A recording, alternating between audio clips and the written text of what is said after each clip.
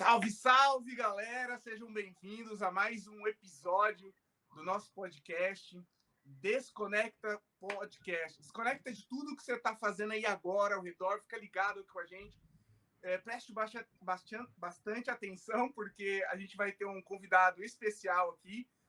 Para mim, em particular, porque é uma amiga de longa data, e vocês vão ter a oportunidade de conhecer. Bruno Santos, diretamente da Califórnia. É contigo, Anderson. Então, salve, salve, pessoal. Imenso prazer estar com vocês mais uma vez aqui, falando aqui diretamente de São Paulo. E, Luana, seja muito bem-vinda aí ao Desconecta e fique à vontade para se apresentar. Olá, pessoal. Olá, prazer imenso estar aqui. É uma honra, né? O convite que eu recebi do Bruno, um amigo de longa data. Nos conhecemos na graduação lá em 2013, se eu não me engano. Entrega, Lu, não entrega. Lá em 2013. Estou falando aqui da cidade do Rio de Janeiro. E bora lá, né? Quem que é a Luana? Por que a Luana está aqui hoje participando desse podcast? Assim, primeiro que é um prazer imenso poder estar aqui e falar um pouco de tudo que eu tenho construído, de quem eu sou, das coisas que eu tenho feito por esse mundão afora, né? A Luana que aqui vos fala é antropóloga de formação, cientista social pela Unesp de Marília, com mestrado em antropologia pelo Museu Nacional da UFRJ, e aí caminhando para os fins de seu doutorado em antropologia também, né? E além de pesquisadora, de antropóloga e de ter desenvolvido pesquisas com indígenas, com trabalhadores rurais do sertão da Bahia, tratar de questões como raça, gênero, comunidades quilombola, comunidade camponesa e sindicato, movimentos sociais rurais no campo. Também faço muitas outras coisas para além disso, né? A Luana é uma mulher que é contadora de histórias, que já foi palhaça, né? Estudou palhaçaria aí durante muito tempo. Sou também produtora cultural. Eu faço parte de uma associação do Ponto de Cultura Jovens Pesquisadores do Bairro no interior de São Paulo, que é um projeto que existe já há 11 anos, que a gente faz um projeto com a molecada da periferia ali do interior de São Paulo, né, nos bairros mais afastados da cidade de Pradópolis, um projeto que desenvolve atividades e oficinas de arte, cultura e educação. Criamos um cursinho popular, rola aulas de teatro, de literatura marginal, de poesia, vários coletivos. Criamos um museu digital, que é o Museu Pradópolis Digital, e a gente tem feito muitas atividades e construindo muita identidade, cultura, patrimônio e movimentos de resistência ali, né, naquela região. Bom, essa é a Luana ali como produtora cultural no interior de São Paulo, no sertão da Bahia, enquanto pesquisadora, também atuando dentro do Sindicato de Trabalhadores Rurais, né, dessa dimensão da cultura. A Luana atua dentro da cultura tanto, né, numa dimensão mais intelectual da pesquisa, também como numa parte mais prática de produção, de política pública, de atuação dentro de coletivos negros também, aqui no Rio de Janeiro, né, que é o Coletivo Negro Marlene Cunha. Já participei de vários editais, angariando recurso, fazendo esses projetos chegar na frente e para frente, e fazer muita coisa acontecer, garantindo aí, né, oportunidade para a galera, sempre apoiada aí no que a gente chama de direitos humanos, cultura, criando oportunidades para que mais pessoas como eu alcancem os lugares e os espaços que eu alcancei. Hoje eu tenho circulado, inclusive, internacionalmente, né, com a minha pesquisa. Uau, acho que o Bruno nem sabe disso, mas nos últimos anos eu fui premiada em alguns eventos, assim, inclusive em 2020 eu participei do Journal of Peasant Students, né, que é o jornal de estudos camponeses da Universidade de Pequim, num evento que foi um Right Shop, que eles selecionaram os 30 melhores pesquisadores do mundo que discutiam questões agrárias, assim, e eu estive lá também, participei. Depois, no último ano, aqui em 2021, eu também participei de um que foi organizado na África do Sul, em parceria com Washington, que também foi um evento para discutir movimentos sociais e luta por terra, que foi um evento super legal, que dentro da minha temática foram selecionados 5 pesquisadores, um de cada país, e eu estava lá representando o Brasil. E agora, né, mais uma vez, mais um deles, mais uma Summer School, que está sendo financiada pela Alemanha, pelo governo da Alemanha, que eu estou indo para Guadalajara em setembro, fazer parte de um grande evento sobre antropoceno, questões climáticas e luta por terras. E dessa vez foram selecionados 4 pesquisadores, e eu estou indo representar não só o Brasil, mas também a América Latina. Vem me visitar, Lu, quando você vir para Guadalajara. É isso, fazer ponte aérea. Bom, e não, para quem aí está com a curiosidade se perguntando, a Luana não tem 50 anos, galera. Tem esse currículo imenso aí. Mas ela é uma jovem pesquisadora, uma amiga querida. Uma jovem de 27 anos. Eu quero fazer aqui, dar um recadinho para você que ainda não é inscrito no canal, se inscreva aqui no canal, coloca também o sininho para você receber as notificações. E também temos o nosso Instagram, acesse o nosso Instagram, Desconecta Podcast, passe a nos seguir e a gente vai estar divulgando tudo por lá, os próximos convidados, perguntas que vocês queiram fazer, os temas que a gente vai trazer. Mas a gente vai continuar esse bate-papo gostoso com a Luana aqui logo depois da nossa vinheta. Solta a vinheta!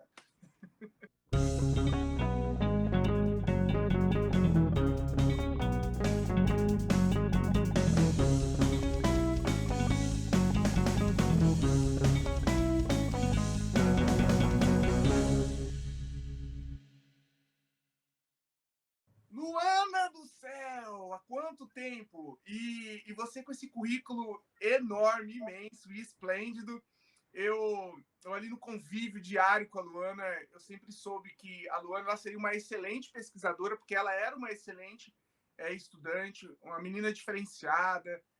Eu lembro que ali entre o grupinho ali mais próximo, ela deu algumas aulas de inglês para mim, e eu nem imaginava de vir para os Estados Unidos naquela época. Então a Luana ela é fluente em inglês, tem essas pesquisas internacionais. Você é fluente em espanhol também, Lu? A mim não me gusta muito falar espanhol.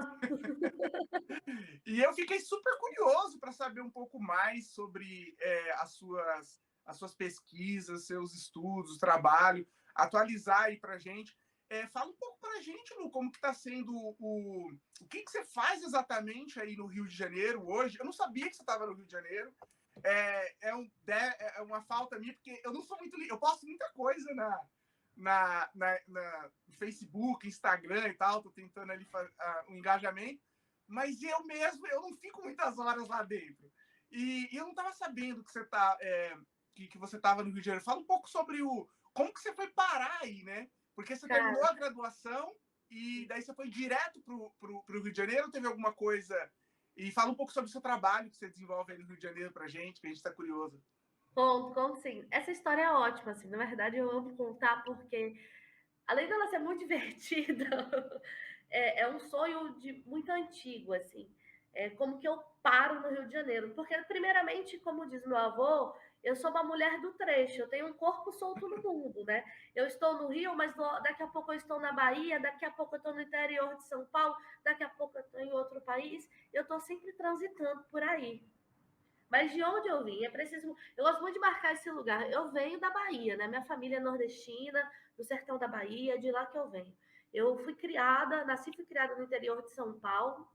E aí eu cheguei na Unesp para fazer ciências sociais e quando eu fui estudar em Marília, e aí o Bruno vai lembrar bem, porque quando eu cheguei lá, eu achava que eu ia fazer ciência política, entendeu? Porque eu entrava nos debates, tinha aula lá com o Anderson Del, nossa, que eu era assim vidrada, eu era apaixonada naquela aula, apaixonada naquele professor, eu achava incrível aquilo. Aí eu falei, eu vou estudar ciência política, é isso aí, bora lá. Só que aí eu conheci Lúcia.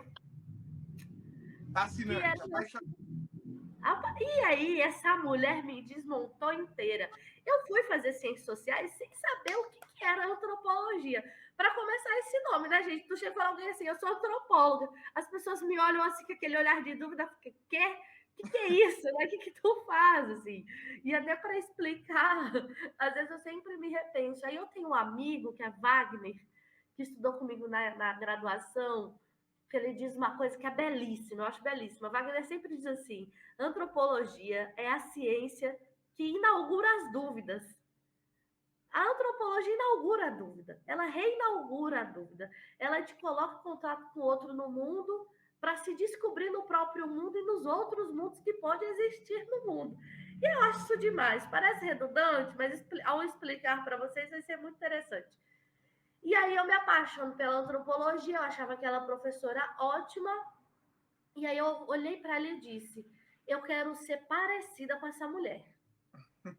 Eu quero ser uma professora foda. Não sei se eu posso falar assim, essa palavra. Aqui você pode tudo, Lu. Então eu quero ser uma professora. Desculpa aí, gente, mas uma professora foda que nem ela, assim. Uma intelectual de ponta. E aí eu descobri que ela tinha se formado. Ela também é uma mulher nordestina. E eu descobri que ela tinha se formado no Museu Nacional, na UFRJ. E aí eu falei assim: eu quero ser antropóloga. Fiz lá os meus caminhos da minha graduação. Só que aí eu também descobri que antropologia no Museu Nacional era uma coisa muito difícil. Por quê? Primeiro que existia todo um status quo do lugar do Museu Nacional em antropologia. Porque desde que esse lugar foi fundado, ele é reconhecido como a melhor antropologia do país, né? É nota máxima na CAPES de excelência, referência de muitos intelectuais. E aí, inclusive, eu lembro que quando eu prestei o meu processo seletivo para cá, eram 12 vagas e eu estava concorrendo com 152 pessoas. Assim. É sempre muito concorrido e muito disputado e um pouco difícil de se passar também, porque para você entrar no mestrado, tem uma coisa de que você precisa passar por uma prova de línguas, que é a prova de tradução de inglês e francês. E aí tu pergunta para mim, qual é o filho da classe trabalhadora que sai de uma graduação falando inglês e francês, né? E aí isso assustava muito, assim. Apesar de não ser eliminatório, né, a prova de línguas necessariamente, porque você tinha uma segunda chance para fazê-las, aquilo assustava muito. Mas era um lugar que eu queria ocupar no mundo. E aí o que eu fiz? Quando eu cheguei no meu último ano da graduação, 2016, eu falei: eu vou prestar um mestrado, que eu queria seguir carreira acadêmica, continuar desenvolvendo pesquisa. Na época, eu trabalhava com representação indígena nos materiais didáticos das escolas públicas do estado de São Paulo, fazendo uma comparação com o material didático das escolas indígenas, né? Da aldeia Vanuíri de Tupã, no interior de São Paulo. Cheguei aí na comunidade indígena, né? Na aldeia Vanuíri, conversei com o pessoal, visitei a escola e tudo mais. E queria dar sequência a esse tipo de pesquisa. Aí eu falei: eu quero prestar um mestrado agora porque eu quero pensar a representação de indígenas no cinema brasileiro. Essa era a minha ideia lá em 2016. Beleza. Mas aí eu pensei: poxa, passar no Museu Nacional pode ser muito difícil, né? Então eu vou pensar aqui também o meu plano B. E aí o meu plano B foi: vou prestar um mestrado aqui em Marília, na Unesp de Marília, que eu acho que eu tenho mais chance de passar, né? Depois eu vou lá e vou tentar o Museu Nacional só para ver como é que é, só para experimentar. Gente, eu não passei nos dois. Aí eu passei nos dois. Só que a melhor parte é o seguinte: quando eu vim ao Rio de Janeiro prestar a prova em 2016, foi a primeira vez que eu vim assim para uma cidade muito grande sozinha. E eu lembro que quando eu cheguei na rodoviária, eu entrei em desespero e eu comecei a ficar assustada com medo de não conseguir sair da rodoviária. Gente, foi muito boa assim, essa história.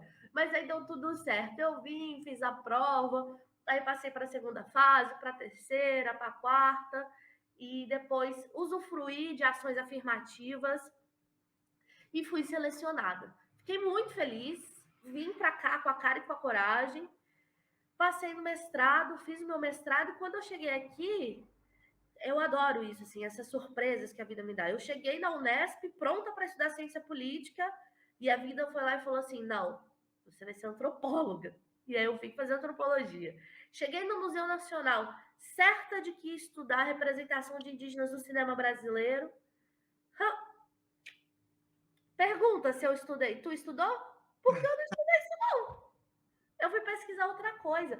Um dia eu estava em Madureira, pense só, na zona norte do Rio de Janeiro. Estava em Madureira, numa aula de dança afro, com a professora Luísa, que eu fazia aula de teoria antropológica 2. E aí a gente conversa, vai, porque eu falo muito, né? Porque eu sou geminiana, vou botar a culpa no signo. E aí eu falo muito. E aí, falando da minha vida, do sertão, do meu avô, que é uma referência, assim, da minha história, da minha trajetória, ela me disse, Luana, por que você não está estudando isso? E aí ela me inaugurou uma dúvida do tamanho de uma anaconda na minha cabeça. E aí eu vim para casa, que eu precisei parar aquela aula, eu peguei um trem e eu vim embora chorando, pensando o que é que eu ia fazer na minha vida agora, porque a dúvida que ela me inaugurou fazia todo sentido na vida. Era isso que eu precisava fazer. Eu precisava escrever a história de todas as pessoas que vieram antes de mim. Por quê? Lá em casa, eu fui a primeira que terminou o ensino médio, que aprendeu a ler e escrever, né? E aí, a única que até então tinha entrado numa universidade pública, que estava cursando a pós-graduação. E aí, cara, isso é muito importante, assim, algo que me emociona muito, porque é uma coisa que eu sempre digo, assim, se hoje a minha mão tem esse calinho aqui no dedo, marcado por lápis, porque eu sei ler, eu sei escrever, é porque todas as mãos do meu lado e atrás de mim foram marcadas por inchada, né? E essas pessoas criaram as condições materiais, claro, junto com o meu esforço, com a minha dedicação, com os meus sonhos de querer ocupar os espaços, com as políticas públicas que existiram e que eu pude acessar, me deram a oportunidade de hoje ser quem sou, né? Inclusive uma pesquisadora reconhecida internacionalmente. E aí eu falei, eu vou escrever sobre esse lugar que eu vim. E o lugar que eu vim é um lugar de luta por terra, de um avô que lutou contra a ditadura militar no Brasil, que é considerado analfabeto pelo IBGE, mas que fundou junto com seus companheiros e criou um movimento de muita resistência no interior do sertão da Bahia durante a ditadura militar, que foi se organizar enquanto uma classe de trabalhadores rurais e fundar um sindicato, que é o Sindicato de Trabalhadores Rurais de Iaçu.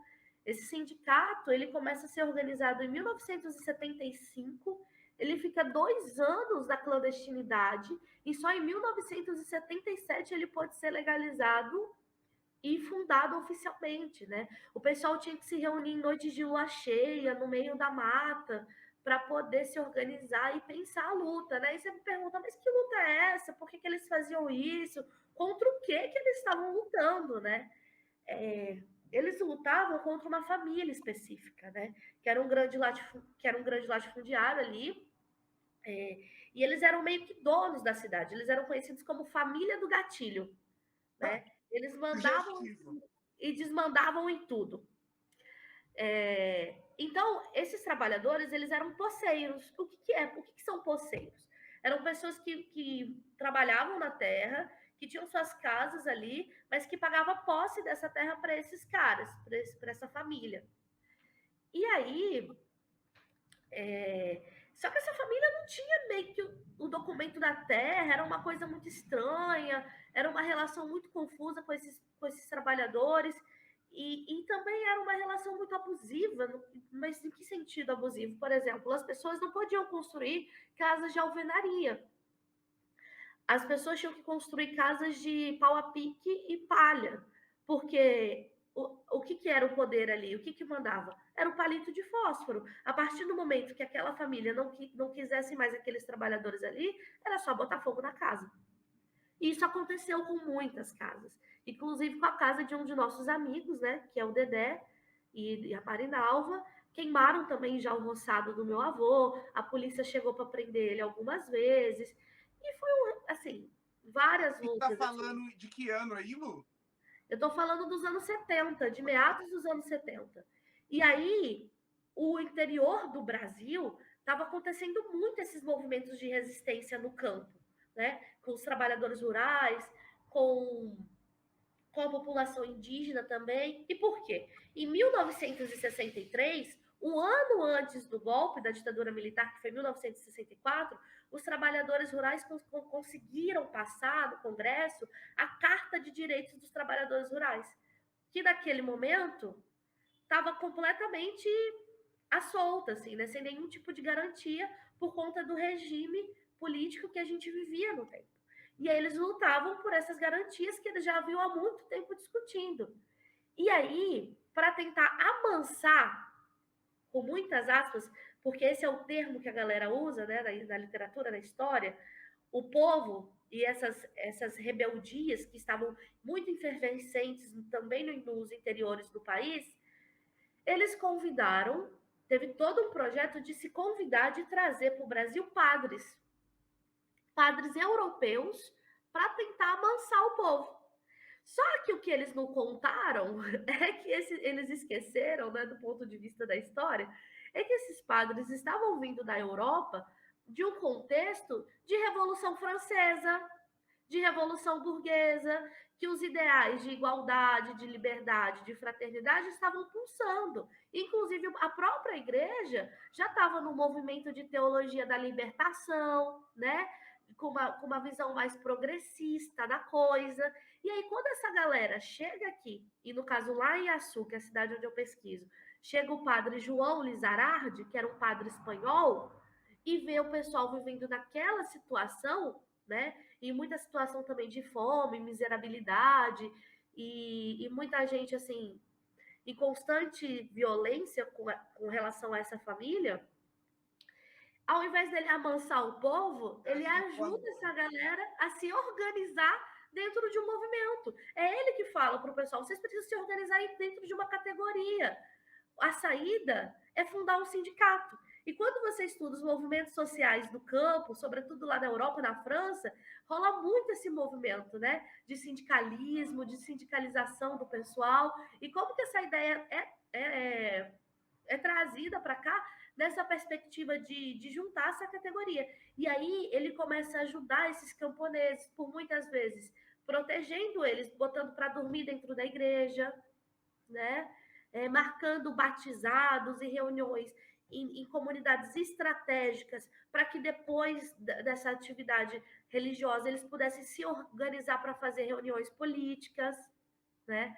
E aí a minha pesquisa dialoga um pouco, fala um pouco sobre isso, desse lugar, dessa luta, dessa conquista por terra. Inclusive, acabou de ser lançada uma coletânea é uma coletânea, um livro de giros de etnografias, né? Que são 12 etnografias, 12 textos etnográficos, que chama Casa, Corpo, Terra e Violência. E são 12 pesquisadores, assim, muito importantes, né, do Brasil e de todo o Brasil. E um desses capítulos é meu.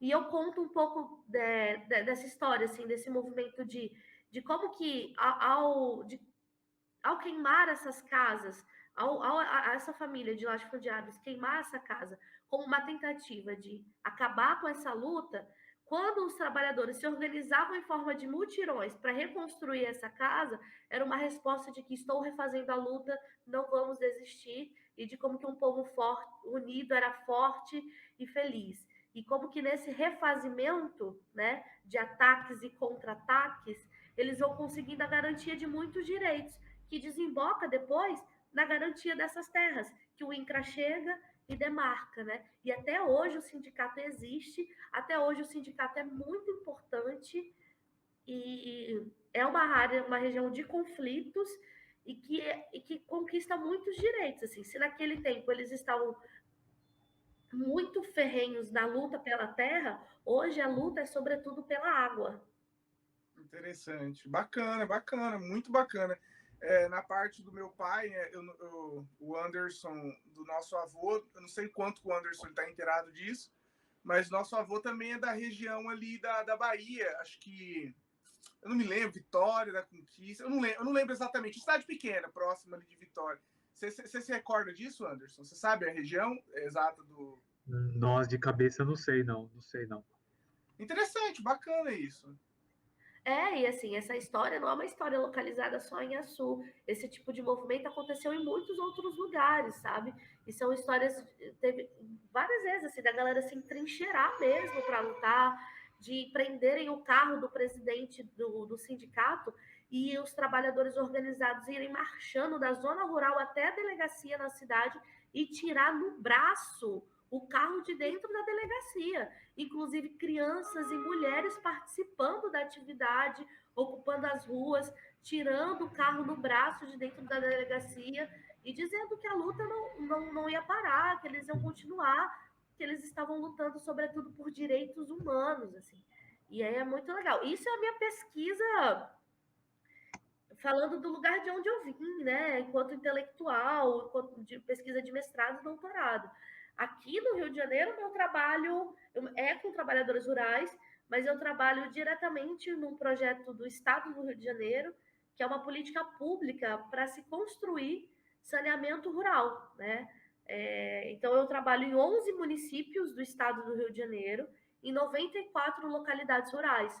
E aí, o meu trabalho é um trabalho de mobilização social e de educação ambiental.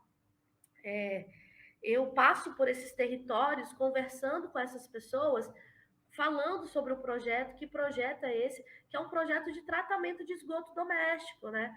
Porque por dia no Rio de Janeiro tem se jogado cerca de 10 milhões de litros de esgoto no Guandu, que é um dos principais rios de captação de água para todo o estado, né? Uau. E aí, nos últimos 3 anos, o Rio de Janeiro tem sofrido uma crise hídrica fortíssima, né? Que crise hídrica é essa? A água tem vindo com por mais que ela venha tratada, para quem tem acesso à água tratada, porque nem todas as pessoas têm, as que têm, a água estava vindo com mau cheiro, barrenta. E aí muitos estudos foram feitos e descobriram que estava acontecendo a proliferação de uma determinada bactéria nos rios, né, que se alimentam desse esgoto que é jogado a céu aberto. Sem contar. Oi. Não, desculpa te interromper, eu queria só acrescentar uma pergunta nisso. Tá falando. É verdade que lá no Rio de Janeiro teve uma época que estava se passando a mesma água que se bebia pelo esgoto? É verdade isso? Eu vi isso num podcast que algumas pessoas foram contaminadas por algumas doenças, hepatite e tal. Eu não sei detalhes dessa história, né? Bem distante assim da realidade do Rio de Janeiro. Ai, Bruno, essa afirmação é uma afirmação muito séria, assim, para eu te dar com certeza. Eu não participei, não li nenhum tipo de artigo científico, eu falei com algum pesquisador nesse sentido. Mas o que eu posso te dizer é que muitas pessoas estavam sim adoecendo por conta da água que estava chegando. E a água estava chegando com mau cheiro, estava chegando com uma coloração diferente, não estava legal. E isso pressionou, né, o governo, assim, a pensar uma estratégia para dar uma saída para isso, assim. Porque, assim, primeiro, que saneamento básico é um direito humano, né? E é também um direito garantido na nossa Constituição.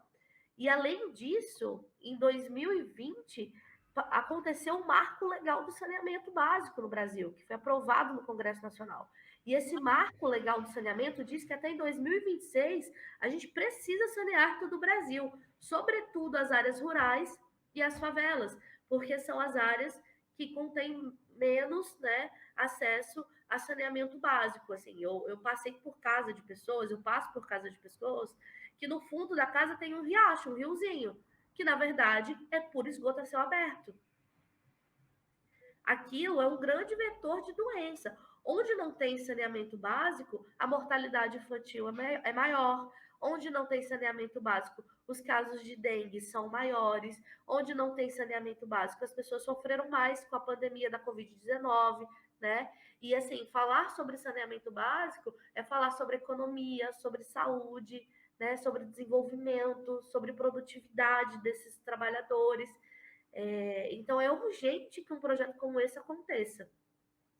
E aí, a gente tem pensado ele, é um projeto piloto que, dando certo a ideia avançar, a gente tem implementado fossas, né, biodigestoras, que é uma tecnologia super legal, que é uma solução individual, que você coloca na casa da pessoa, na saída do esgoto da casa dela, e esse aparelho é uma caixa.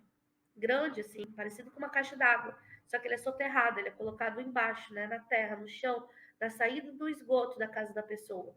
E aí você pode fazer o quê? O que acontece com esse esgoto?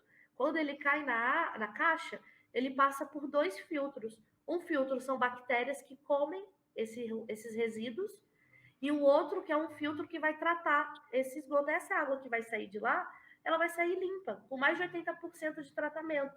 Ou seja, ela já não é mais uma água poluente, ela pode ser devolvida ao meio ambiente. E aí você consegue tratar o esgoto dessas pessoas, né? E aí eu tenho trabalhado com isso no sentido de levar esse projeto para as pessoas, explicar esse projeto para elas, falar a importância, o que muda, como que funciona, como deve ser feita a manutenção e qual o impacto que isso traz para toda uma comunidade, né? Pensando sobretudo a saúde, não só dessas pessoas, mas também do nosso meio ambiente, né? Dos rios e disso que a gente precisa cuidar com tanto carinho, que são as nossas águas, porque infelizmente tem muita gente que ainda passa sede hoje. Infelizmente, tem muita gente que mata e morre por conta de água, por falta de acesso à água, né? Nesse momento, por exemplo, lá em Açu, né, onde eu pesquiso, as pessoas estão se ameaçando de morte e estão numa briga ferrenha por conta de um olho d'água. Eu não estou falando de uma água encanada, de um poço. Estou falando de um olho d'água, porque muita gente depende desse olho d'água para sobreviver. Interessante. Anderson? Tava passando um imenso caminhão aqui, aí eu estava esperando ele se despedir. Eu queria fazer uma pergunta. Você comentou essa questão sobre relação de purificação da água, limpeza da água. Você acha que é possível estabelecer esse tipo de projeto numa escala maior, em grande escala, numa cidade pequena? Dá para fazer numa cidade de médio porte? Existe essa possibilidade? Claro que existe. Nós temos ótimos pesquisadores no nosso país. A gente tem muita tecnologia avançada. A gente precisa ter interesse para fazer isso que eles chamam de desenvolvimento sustentável, né? Mas às vezes eu tenho uma impressão que quando as pessoas estão falando de desenvolvimento, não todos, porque tem muita gente massa interessada mesmo, né? É sempre eu tenho a impressão de que muitas vezes o lucro ele é colocado tão no lugar de uma devida importância que ele vale mais do que a vida dos seres humanos, sabe? Tem uma música que fala assim: o dólar vale mais que eu, eita, fudeu, vale mais que eu. Aí hoje eu fico pensando, e a Bitcoin, gente, vale mais que o quê? Que a humanidade quer, né? Fudeu mesmo, cara, sabe? E aí? Mas a gente tem hoje, do mesmo jeito que a gente consegue hoje pensar captação de energia de modo mais econômico e sustentável, a gente também tem várias formas de pensar captação e distribuição das águas de modo democrático, né? De modo sustentável, de modo. Até porque, gente, a gente precisa fazer o quê? A gente precisa votar, escolher políticos comprometidos, né? E aí, em pensar a economia e o desenvolvimento econômico sustentável do nosso país, comprometido também com a agenda dos direitos humanos. Acesso à água é um direito básico, né? Como que a gente pode pensar que as pessoas estão vivendo sem conseguir água para beber? E todo um fluxo que isso desencadeia. Quando eu estou pensando, sobretudo, população rural, quando a população rural não tem acesso à água, ela não bebe, ela não planta, ela não vende, ela não come. Sabe? E do ponto de vista do Estado, gente, o que é perfurar um poço para o Estado? Realmente eu concordo contigo. Eu acho que o interesse, a gente vive num país, num mundo polarizado, e eu não quero entrar em polêmicas políticas, mas eu acho que vai muito além de bandeiras, né? Eu acho que, de maneira geral, o político, quem é eleito, quem chegou, alcançou o poder, como você disse, o que é para o Estado furar um poço? Nenhum político, ele, a lá à esquerda ou a lá à direita, eles fazem, se preocupam com obras de saneamento básico, porque isso é um jargão, né? Isso é uma coisa tão comum na política, todo mundo fala que são debaixo da terra, que ninguém vê. Então, pensa-se em coisas que se pode ir lá e cortar a faixa, né? E, às vezes, quem está no poder, eles trata essas regiões periféricas, ficam longe dos centros, né? E ignoram. E isso é moeda de troca, porque de eleição em eleição se faz promessa, se vai na comunidade, porque só se vai nas comunidades no período de eleição, né? Durante o restante do mandato da praia para o centro, né? Então, me parece que os políticos de ambos os espectros, eles não têm muito interesse em fazer essas reformas, essas mudanças, porque, como você disse, né? É uma coisa básica, né? É questão de mortalidade infantil, de doenças e tudo mais, mas é moeda de troca. Às vezes eu tenho a impressão que quem chega lá, chegou lá, não quer resolver o problema de ninguém. O objetivo é permanecer lá. Então, é complicada a falta de políticas públicas em relação a essas questões básicas que realmente trata da dignidade humana, né? É isso, essa é a palavra, Bruno. Se tratam de dignidade humana, né? São direitos básicos, assim, a garantia. Eu acredito, tem uma música do Caetano Veloso que eu gosto muito, que ele fala que gente nasceu para brilhar, não foi para morrer de fome, né? Para mim, todas as pessoas do mundo mereciam ter um lugar para morar, uma água para beber, uma comida para comer e um trabalho digno para se trabalhar, né? Eu acho que isso é muito importante, assim. E é por isso que eu acredito nos movimentos sociais e atuo dentro de um deles, né? E ocupo esses espaços dentro da cultura, dentro da arte, dentro dos movimentos, porque são os lugares onde as pessoas se organizam das suas formas para conquistar os seus direitos, né? Para pressionar esses políticos que aparecem de vez em quando ou não, para lutar por ter acesso a uma água, a uma energia elétrica, a uma educação de qualidade, né? E como que isso modifica de fato a vida de muita gente, né? E a importância, o impacto que isso tem. E aí, como que tudo isso está muito, muito diretamente atrelado também à educação.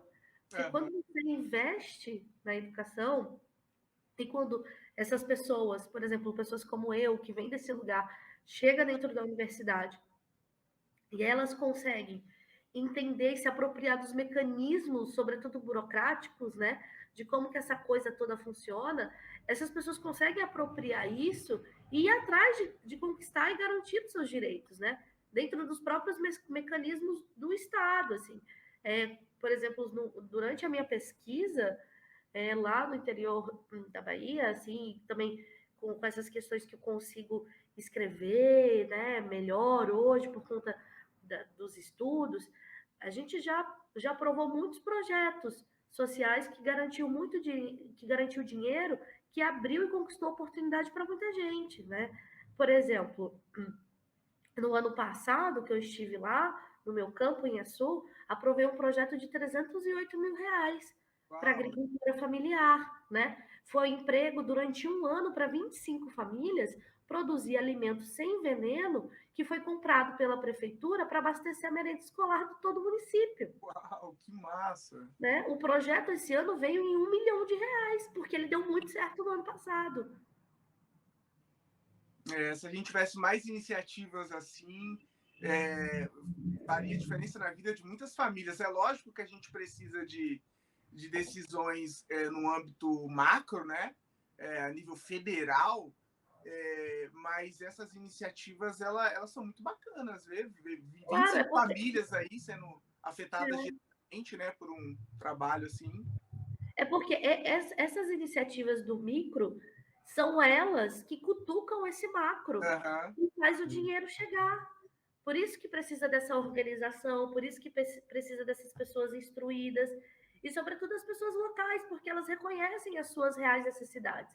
Porque durante muito tempo foram sempre os de fora falando dos de dentro. Agora, os de dentro estão acessando os lugares do de fora e falando das suas próprias questões, né? Dentro do movimento negro se fala muito disso, né? Agora somos nós falando sobre nós mesmos, das nossas reais demandas, das nossas necessidades, do que é importante para se conseguir, para se garantir uma sociedade antirracista, com mais oportunidades, com mais direitos, né? E aí, a partir disso, a gente começar a falar de igualdade, mas de uma igualdade que respeita as diferenças, né? Porque eu lembro uma vez que uma amiga indígena minha, Franci, falou assim para mim. Franci é Baniwa, ela mora lá no em Rio Negro, uma pessoa queridíssima, faz doutorado junto comigo. A França, uma vez, nós estávamos conversando sobre essas questões dos lugares de onde nós viemos e de muitas aflições e angústias também que a gente traz, né? Porque ocupar esse lugar também, às vezes, causa um estranhamento, né? A gente, por vezes, cansa. E aí ela disse assim, Lua, tá vendo o céu? Aí eu disse sim. Uma estrela, a gente olha daqui, ela é só um pontinho lá, né? Mas ela é muito, milhares de vezes maior que a gente. E cabe todas elas lá no céu. E elas são diferentes uma das outras. Elas têm cores diferentes, temperaturas diferentes. Do mesmo jeito que todas elas cabem lá de um jeito bonito para a gente ver, a gente também cabe de um jeito bonito para existir aqui. Confia. E aí eu tô confiando. Poético. Ô, Lu, Sim, deixa eu fazer uma pergunta. Eu não sei, o Anderson acho que queria falar alguma coisa. Deixa eu só fazer um comentário. Não sei se eu vou sair do tema, mas eu acho que não, porque a gente já está aí, né? A gente já você comentou sobre educação, né? E se a gente for para pensar, o conceito que a gente tem de educação atualmente, ele é bastante recente, né? O que a gente enxerga como educação está muito relacionado ao século XIX, né? Quando a educação passa a tomar um aspecto mais institucional e a gente tem a configuração do Estado do jeito que a gente muito mais próximo do que a gente tem hoje, né? E aí nisso entra a questão que eu acho interessante, né? Que como é importante a gente entregar a educação para as diferentes comunidades, porque elas vão estar apropriadas de um conhecimento que é interessante que tenham, a partir de sua própria visão, tendo em vista a resolução dos seus próprios problemas. E eu fico pensando, por exemplo, quando os indígenas aqui, a gente assiste filme de faroeste, a gente vê aqueles indígenas tudo em cavalo. E a gente vê aquelas cenas assim, aquela coisa. Aqueles caras são cavaleiros profissionais. Só que o único animal assim de porte que mais próximo do cavalo que existia na América antes da chegada dos portugueses era a lhama, e ela é só da América do Sul, né? Então esses indígenas, eles se apropriaram desse conhecimento que veio dos europeus e utilizaram para realizar as suas próprias demandas, né? E a mesma coisa acontece por exemplo, com as populações negras, né? Eles formaram os quilombos aqui, eles tiveram que ter um conhecimento da mata que os portugueses não tinham e que veio dos indígenas.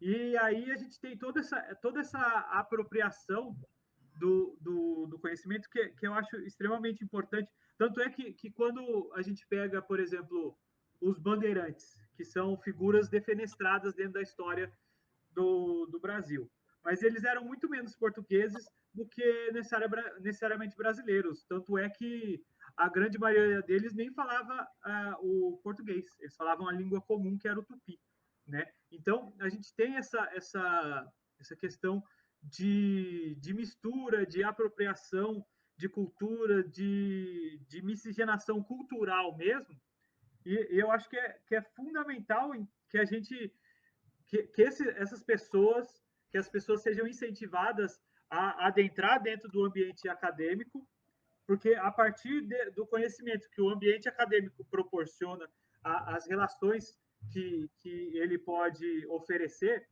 porque às vezes fica parecendo que, por exemplo, o indígena ele não deveria entrar na universidade porque ele é indígena e ele tem que ficar com o conhecimento dele. Isso seria, por exemplo, sei lá, uma desculturalização da posição deles, né? Tipo, tem gente que pensa assim, eles não podem usar, sei lá, celular, porque eles deixam de ser índio. Quando o índio entra dentro da universidade, ele deixa de ser indígena, porque o saber, a gente tem que proteger o saber dele, mas eu acho que a gente tem que proteger o saber dele, ao mesmo tempo que a gente influencia ele e leva o conhecimento, porque o conhecimento é uma troca, né?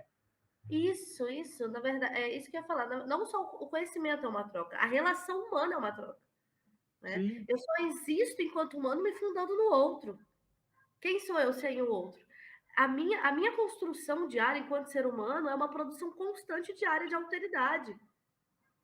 Né? É eu me colocando com relação ao outro. Eu já dei aula também no ensino médio para molecada na escola pública, assim, e eu gostava sempre de dar essa aula, porque eles sempre me traziam essa questão sobre povos indígenas, né?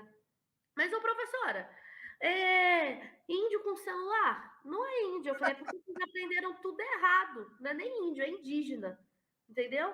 Eu falo assim, ô cara pálida, quando você sai aqui da tua casa e você vai lá nos Estados Unidos, passar teu, sei lá, Bruno, tu tá aí na Califórnia, tu deixou de ser brasileiro? De jeito nenhum, sou. Pois é, né, gente? É a mesma coisa. O indígena, quando ele entra dentro da universidade, quando ele tem acesso ao celular, é ele na sua interação com o tempo, com o espaço. Eu não sou a mesma pessoa que foi a minha mãe, que foram os meus avós. Os indígenas também não seriam. E por que algumas pessoas podem ter acesso direito a determinadas coisas e outras não? Mas ó, deixa eu levantar um ponto polêmico. Vou levantar uma bola aqui, vocês chutam, vocês deem a opinião de vocês. A gente teve um outro episódio aqui, Elu, que ainda não está no ar, a gente está editando, com a professora. Fugiu o nome dela? Simone. Professora Simone? Isso. Professora Simone, um amor de pessoa, uma querida. Ela também ela é antropóloga também, né? Ela morou em diversas tribos indígenas ao longo de 15 anos e tal, e a gente conversou sobre isso, então acho que esse nosso bate-papo aqui vai acabar conversando em direto ou diretamente com a conversa que a gente teve com ela. Não sei se é necessariamente uma polêmica, mas eu acredito que tem pessoas que às vezes falam em nome de algumas instituições ou de grupos, né? Que acaba defendendo isso com o Anderson. Eu nem sei se o Anderson propriamente quis fazer uma crítica nesse sentido, né? Mas tem realmente pessoa que às vezes quer falar em nome do índio e deixar o índio ele distante, no meio da natureza e não se apropriar do conhecimento tecnológico, do celular, do computador, internet, né, e tudo mais, e quer falar em nome do índio, né, e do indígena, e às vezes acaba, no meu ponto de vista, tratando o indígena como animal, alguma coisa como assim. Como exótico, como indígena de museu. Exato. E eu acho extremamente ruim, porque assim, quem diz ou quem tem o direito de dizer que o índio ele não tem direito a. Eu vou usar um termo assim, eu sei que na antropologia é um termo, embora eu tenha algumas discordâncias, mas eu vou usar esse termo na falta de outro, não me vem outro na cabeça, mas de evoluir, né? O índio, eu sei que é uma palavra que gera bastante, mas na falta de outra, de aprender coisas novas, às vezes... De apropriado de outros conhecimentos de outros modelos de civilização. Porque nós ocidentais, né, herdeiros de uma cultura europeia, né, nós nem sempre fomos do jeito que nós somos hoje. Exatamente. Então, assim, por que eu particularmente, Elu, eu não sei o que você pensa sobre isso, eu tô jogando a bola para vocês, o que vocês acham dessa visão, né? Ambos, né, fazem uma crítica nesse sentido, mas eu pensei sobre... eu não quero entrar em polêmicas, em detalhes sobre o ambientalismo. É óbvio que, acho que todos nós aqui, é um consenso, né? Acho que todo mundo de bom senso em preservação natural. Mas eu acho que a exploração da terra, nós exploramos a terra desde que desde os tempos mais antigos, né? Desde os tempos da antiguidade. E o que você acha dos índios, ou dessas populações, elas terem o poder de escolha, de fazer ou não fazer? Porque às vezes eu vejo pessoas de fora falando, não pode se fazer. Não, mas às vezes falta a voz do índio. Ou às vezes tem uma representatividade de um lado. Porque os indígenas, eles não são homogêneos. Existem de diversas tribos. O que eles acham sobre isso enquanto grupos, entre os mais variados grupos dentro desse grupo maior indígena? O que você acha sobre isso? Sobre o acesso à educação, à cultura, a nível superior, à faculdade, e também a exploração naturais dos recursos para o desenvolvimento econômico dessas populações. Bruno, é o seguinte, vamos lá. Nossa, é muito... Assim, cara, isso que tu tá me perguntando é bem polêmico e, sobretudo no Brasil, até difícil de se discutir. Mas vamos lá, vou tentar ser breve. Primeiro, assim, o que eu acho? Eu não acho nada. Eu acho que quem tem que achar não sou eu, sabe? Mas o que eu defendo é que o indígena pode ser o que ele quiser ser. Se ele não quiser estudar e quiser ficar lá na sua comunidade isolado, porque aquele é o modo como ele quer ser e existir no mundo, eu preciso garantir que ele possa ser e existir no mundo da forma como ele quiser. Entendeu? Mas aí tem uma pergunta que aluno ama me fazer. Professora, então se ele quiser matar uma criança que nasce doente, ele pode? Não, gente. Qual que é o limite da cultura? Para mim, essa pergunta é uma pergunta que a gente tem que se fazer sempre. Qual que é o limite da cultura? Será que é a cartilha dos direitos humanos? E aí, a partir disso, a gente pode pensar as devidas intervenções. Só que hoje, as intervenções, elas não acontecem no limite da cultura. E a gente sabe sobre o que acontece no nosso país, assim, né? E aí eu não quero ficar entrando muito, porque aí a gente vai ter que falar de genocídio da população indígena e de toda essa questão. Mas, assim, eu defendo que o indígena pode ser o que ele quiser ser, que ele entre sim na educação básica, que ele more na cidade, se ele quiser, que ele tenha acesso à internet de qualidade, que ele use Nike, que ele tenha um iPhone, entendeu? Que eu defendo que todas as pessoas possam ter acesso a essas coisas, desde que seja um desejo, desde que seja uma vontade, desde que ela queira existir dessa forma, né? Porque senão parece que vai ser sempre uns em determinados lugares e outros não. E aí é isso que cria as grandes diferenciações e aumenta cada vez mais a desigualdade nesse país, né? E aí, sobretudo do ponto de vista histórico, né? Essa população não foi dizimada, gente, né? Quando os portugueses chegaram no Brasil, nós tínhamos cerca de 6 milhões de indígenas aqui. Hoje nós não temos 1 milhão. O que aconteceu com essa população? E aí, quando a gente também está falando sobre essa questão da produção, sobretudo da terra, caraca, maluco, discutir terra no Brasil é foda. Porque eu estou falando de um país que cerca de 50% da terra está na mão de 1% da população. E isso é um dos maiores disparadores de desigualdade desse país. Só que ninguém fala disso. A galera chegou aqui, expropriou tudo, está com cerca de 50% da terra na mão de 1% da população, e aí não quer fazer a demarcação de uma terra indígena. E aí é que eu deixo uma crítica ferrenha, né, a todos os partidos de governo, sobretudo de esquerda, de direita, de centro, seja lá o que for. Há quantos anos não se demarca uma terra indígena nesse país? Há quantos anos não se demarca uma terra indígena nesse país? Qual foi o último indígena que morreu nesse país? Hoje? Ontem? O que está acontecendo no Mato Grosso do Sul agora? O que aconteceu com o Bruno e com o Dom, gente? Sabe? E é uma injustiça. Parece que a gente vai colecionando histórias de terror e injustiça. Sobretudo com essas populações. Olha, eu não entendo muito sobre a demarcação. Você tem muito mais propriedade a falar sobre isso, porque você está lá no campo.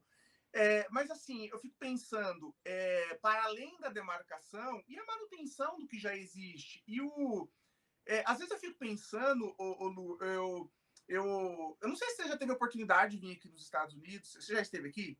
Não, ainda Cara, não. eu vou falar um negócio. Tem uma coisa que eu admiro aqui nos Estados Unidos, que eu amo, assim. Se você me perguntasse qual é a coisa que você mais gosta nos Estados Unidos, eu vou falar parques nacionais. Meu Deus do céu, é cada um mais lindo, mais maravilhoso do que o outro. Eu estou planejando uma viagem no ano que vem para o Wyoming, né, lá no Yellowstone, no parque do Zé Colmeia, do Catatal e do Zé Colmeia, e lá tem a vida animal e tal. O Anderson às vezes muda a câmera. Daí tem a vida animal lá, até me dar uma ajeitada aqui. A vida animal lá, o pessoal tem uns vídeos maravilhosos. Conheço algumas pessoas que foram para lá. E eu já visitei vários parques nacionais aqui. O Zion, em Utah, em Vegas, aqui na Califórnia, em Massachusetts, né? O Yosemite aqui é lindo, é maravilhoso. E às vezes eu fico pensando, cara, aqueles lugares são lindos, maravilhosos. Eles têm ali, eles são cercados, protegidos, tem guarda nacional. Eu não sei exatamente quais são as polícias que cuidam da preservação daqueles lugares. E tem turistas, né? E os turistas. Então, assim, o próprio turismo, a gente paga caro para ir. Eu pago o passe nacional, né? Eu pago $100 no passe nacional, eu posso ir em qualquer parque nacional aqui nos Estados Unidos. E esse dinheiro, ele é revertido diretamente para a preservação daqueles lugares. Então, às vezes eu fico pensando, cara, o Brasil é lindo, o Brasil é maravilhoso. A gente precisa investir em turismo ecológico, né? Fazer de uma maneira que preserve, de uma maneira que cuide da vida, da flora, da fauna, das populações, tudo mais. Não sei como faria isso, né? Não trabalho em políticas públicas, mas uma visão assim, cara, a gente. Então, assim, eu não entendo de demarcação. Eu não entendo. Eu teria que estudar o tema para emitir uma opinião. Mas eu fico pensando, cara, o que tem hoje? Cara, a gente precisa de ações no campo, a gente precisa de ações no Mato Grosso, no Amazonas, no Pará, de preservação. Então, assim, mas eu acho também que eu concordo contigo. Eu acho que quem tem que opinar, né, o que se deve ou não se deve fazer, são essas populações. Afinal, eles estavam aqui antes de nós. Eu acho que isso deve ser respeitado. Esse lance da distribuição de terras é assunto delicadíssimo. Tenho até medo de tomar tiro aqui nessa live. Nesse podcast. Mas, assim, são assuntos polêmicos, mas eu não consigo ver a curto, médio ou mesmo longo prazo uma revolução no campo. Eu também não. Eu não consigo ver isso. Então, assim, eu acredito que a gente tem que avançar aos poucos. Sim, eu também acredito. E te falar que eu acho que a demarcação é um jeito de avançar aos poucos, sabia? Porque a demarcação é quando eu digo que aquele território pertence a uma determinada comunidade, né? E aí a demarcação é um dos jeitos de se preservar e diminuir, cara, o desmatamento. Esse desmatamento ilegal que tem acontecido horroroso nos últimos anos, né? Por conta do garimpo ilegal, da madeira ilegal, essa coisa toda que acontece sobretudo no norte do país, na Amazônia, né? Que é o lugar mais rico em recursos naturais que a gente tem tido hoje no nosso país. Isso coloca em risco muitas populações indígenas que vivem naquele território.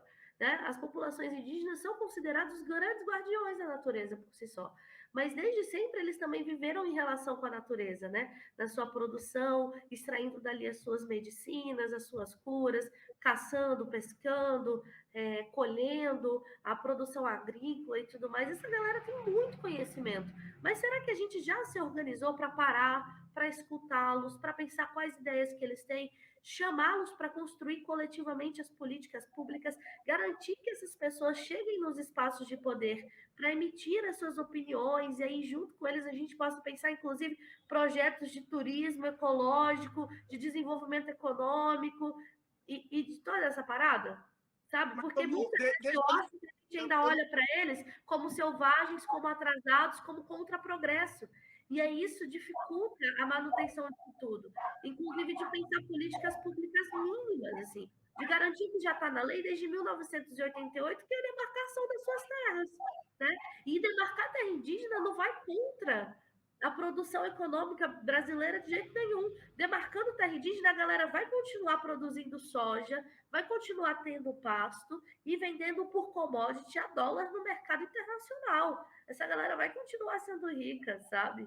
Mas eu acho que a gente não precisa mais deixar com que essas pessoas morram à torta e à direita e quem comete esses crimes continue passando impunes do jeito que está, sabe? E aí eu acho que não precisa de uma revolução para fazer isso, sabe? precisa de justiça, de gente competente, interessada, precisa de que a gente chegue junto dessas comunidades, de que a gente garanta oportunidades para que essas comunidades acessem os espaços de poder para poder levar suas demandas, as suas ideias e dizer e ajudar a gente a construir esse lugar que a gente quer mais justo, mais igualitário, porque eu acredito que todas as pessoas do mundo, independente das suas posições políticas, elas querem um lugar melhor para viver. Com certeza. Entendeu? Então, acho que se a gente começar a discutir sobre isso, nesse sentido, a gente avança muito mais. Concordo. Então, dentro dessa questão aí, um fator que eu acho que é bastante importante de colocar na balança é que, ainda que exista aquele que diga que o indígena tem que se manter separado da sociedade, por outro lado, dentre os problemas que a gente tem com relação às culturas indígenas, esse é o menor dos problemas, porque pior são aqueles que querem dizer que não, o índio tem que se aculturar, não existe indígena, só existe brasileiro, não sei o que lá e tal, porque é justamente isso, é negar as particularidades dessas populações, porque eles têm suas particularidades, e querer realmente transfigurá-los para dentro de uma posição que não necessariamente eles querem. E aí, por exemplo, recentemente eu recebi para uma aula o cacique Ubiratã, e ele inclusive está sendo, a gente está tentando convidá-lo para participar aqui com a gente em algum episódio. E aí, dentro dessa questão, é só um parênteses aqui, uma brincadeira, né? Aí nessa aula a gente estava conversando, que aí, porque o indígena está usando celular, ele não é mais indígena. Aí a gente estava comentando, né? Então quando você come pipoca, você automaticamente já deveria estar morando numa aldeia, né? Porque você está se apropriando do conhecimento indígena, né? Então, fica aí essa reflexão. Mas não, aí, comprei o Nike e já tenho meu green card, então pronto. Então, eu posso comer mandioca? Infelizmente, vem cá com a gente que a gente vai levar você para morar na floresta, então, tá? E aí, a gente estava conversando, e aí esse é o ponto que eu queria chegar. A gente estava conversando sobre como a relação do indígena com a natureza é muito diferente da relação da pessoa não indígena com a natureza. Porque, Isso. por exemplo, ele falou assim para mim, quando eu vou cortar uma árvore, eu converso com a árvore antes. Por quê? Porque eles não enxergam a natureza como recurso. A partir do momento que a gente se enxergou como algo separado da natureza, porque a gente está falando a natureza porque como se a gente não fosse natureza, né? Isso. Aí o Ailton Krenak tem uma frase acho que é o Ideias para Adiar o Fim do Mundo, que é aquela: eu não consigo pensar em nada que não seja natureza. Tudo é natureza. Tudo é natureza. Aí eu li uma entrevista recentemente que era alguém da ONU, agora eu não vou lembrar quem que ele falava assim: nós não temos que salvar a natureza, nós temos que nos salvar salvando a natureza, porque também nós somos natureza, né? E aí eu acredito que esse é um dos problemas fundamentais que a gente tem no nosso modelo social. A partir do momento que a gente se distinguiu dos outros seres, a gente passou a enxergá-los como recurso e pudemos criar uma mentalidade possível de explorá-los a exaustão, porque o indígena ele não explora a natureza, não como a gente faz. Ele usa aquilo que ele precisa, ele repõe e ele enxerga essa natureza como um patamar de igualdade. A gente só corta uma árvore. Caramba, essa porcaria dessa árvore aqui na frente de casa, sujando tudo com essas folhas aí, eu vou cortar. A gente só tem essa mentalidade porque a gente enxerga em outro patamar que não é esse dos outros seres que permeiam o nosso planeta. Então, qual que é a sua opinião sobre isso, sobre esse fator? Você acha que esse fator é realmente importante dentro dos nossos problemas sociais, entre os nossos milhões de problemas sociais, inclusive? Com certeza, né? Anderson, primeiro assim, eu acho que a gente tem pleno acordo assim de encaminhamento da ideia que tu construiu. falta uma conscientização ambiental, assim, da população em geral, né?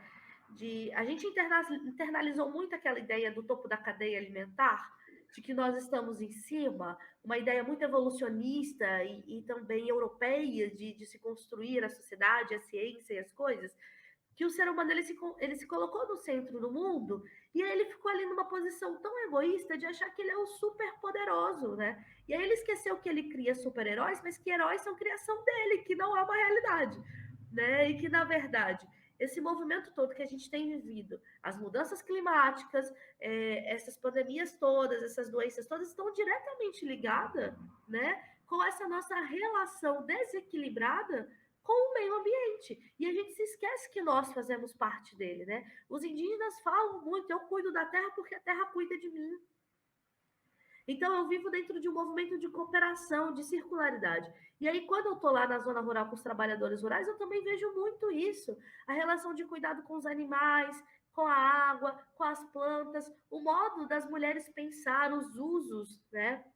E os sentidos que uma água tem, né? Os usos e os sentidos que eu dou para um bicho que eu estou criando para poder comer, com relação ao tempo, com relação à produção, com relação até a forma de se posicionar no mundo, né? E da importância que se dá para aquilo. Eu acho que a gente tem um caminho muito longo ainda para avançar, para que as coisas possam ser diferentes, mas eu acredito que quando a gente começa aos pouquinhos, falando, fazendo materiais como esse, que a gente dissemina essa informação, que a gente passa a partir dessa conversa, a inaugurar essas dúvidas em outras pessoas, a gente vai construindo um movimento coletivo que a gente vai fazendo do mundo um lugar melhor para se viver, para existir, para cuidar, né? Porque o que é o meio ambiente? É tudo que está no meu ambiente. Se eu estou no meio disso tudo, eu também sou o meio ambiente, né? Então, eu sou tão importante como a árvore. A árvore tem a mesma importância que a pessoa. Cara, eu acho lindo. Eu compartilho de muitas ideias propagadas aqui, do que vocês trouxeram à discussão. Eu falo isso de coração mesmo. Eu sou um cara muito da natureza, sou um cara do interior, pé vermelho, como fala. Mas embora eu ache tudo isso muito lindo, eu acho que a gente vai ter que trazer a Lu para um próximo bate-papo, para a gente discutir novas ideias.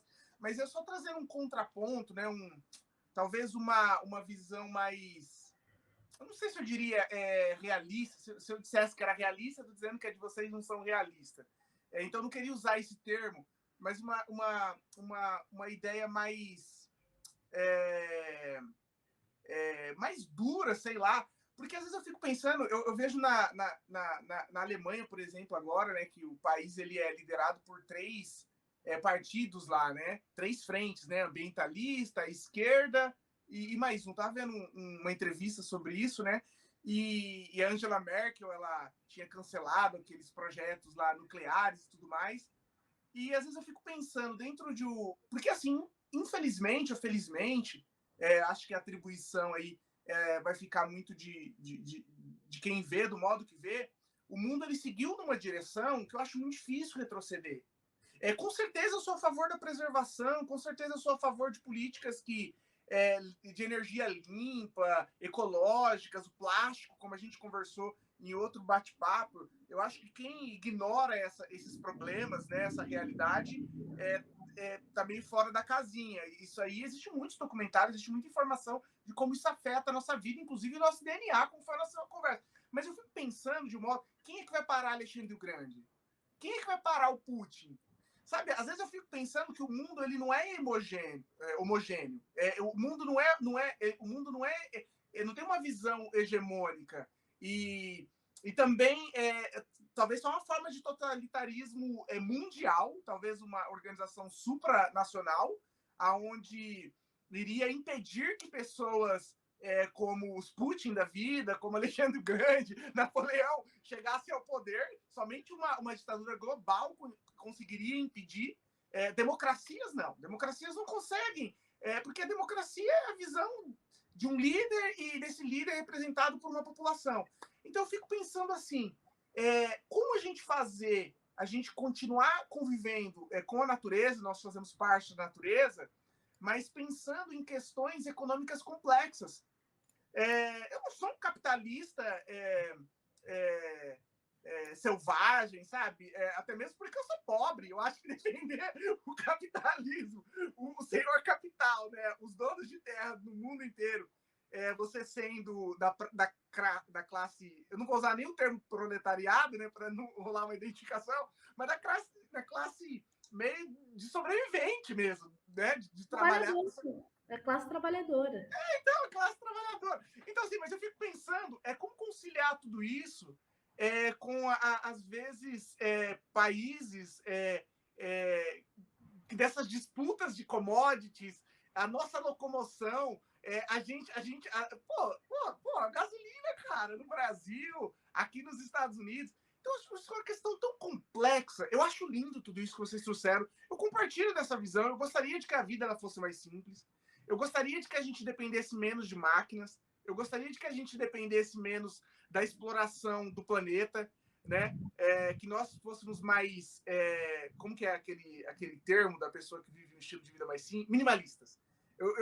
Isso faz sentido para mim, mas infelizmente isso não é a realidade do mundo, não é a realidade da maioria das pessoas. E esse processo de conscientização que esse podcast ele tenta fazer, ou mesmo vocês na fala de vocês, embora eu acho que tem um efeito real, acho bacana, mas eu não sei o quanto disso afeta o todo, entende o que eu quero dizer?